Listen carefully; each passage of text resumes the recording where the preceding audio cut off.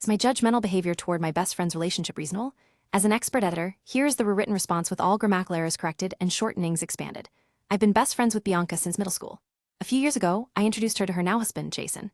He and I had originally met on Tinder. However, it didn't work out romantically, but we remained friendly. I brought him into my friend group because he was new to town.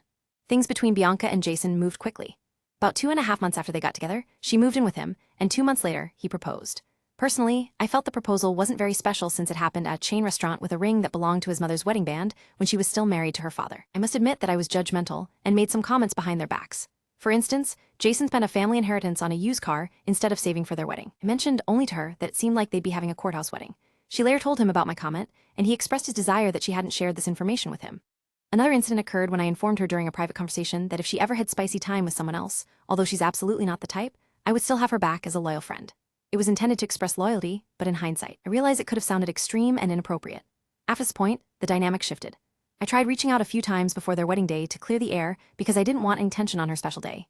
She told me she wasn't ready to talk, and I respected that decision.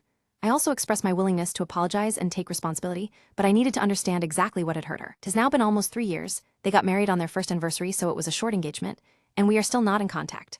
I comprehend that this is probably a difficult situation for her, given the tension between her husband and me. However, I also feel that communication should go both ways, and it's challenging to fix something when you don't know exactly what is broken. So, am I the meanie for how I handled things?